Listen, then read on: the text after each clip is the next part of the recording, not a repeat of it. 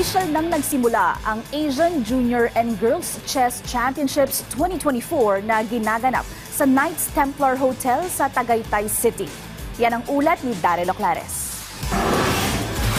Magtatagisan ang mga pinakamahusay na junior wood pushers sa Asia sa formal na pagbubukas ng Asian Junior and Girls Chess Championships 2024 nito lamang Sabado sa Knights Templar Hotel sa lungsod ng Tagaytay. Aabot sa 60 chess players ang kalahok sa nasabing feeder-rated tournament na naging posible sa pagtutulungan ng Asian Chess Federation at ng lokal na pamahalaan sa pamumuno ni Philippine Olympic Committee President Abraham Bambol Tolentino. Hindi naman magpapahuli ang ating mga Filipino chess players na sasabak sa Standard, Rapid at Blitz event sa pangunguna ng pinakabagong Grandmaster ng bansa na si Daniel Quizon. Kababalik lamang ni Quizon ng Pilipinas na nakamit ang GM title sa 45th FIDE Chess Olympiad sa Budapest, Hungary.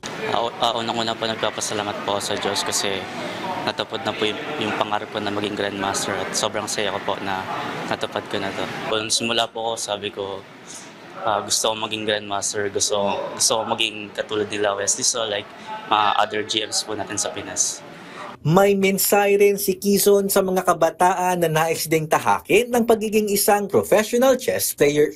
Ang message ko lang po sana magsipag po sila sa training at wag hihinto, consistent training, then aral ng mga opening, then puzzle, then chess games po. Ayun po importante. Matapos ang opening ceremony, umarangkada na rin noong Sabado ang Rapid Chess Tournament kung saan nagtapos sa ika-9 na pwesto si FIDE Master Christian Giancarlo Arca, ika-10 si International Master Michael Concho Jr. habang 11th place naman si GM Quizon. Magpapatuloy ang Asian Juniors and Girls Chess Championship 2024 hanggang sa Sabado kung saan malalaman kung sino magkakampiyon sa Standard at Blitz event. Mula rito sa Tagaytay City, Daryl Oclares para sa Pambansang TV sa Bagong Pilipinas.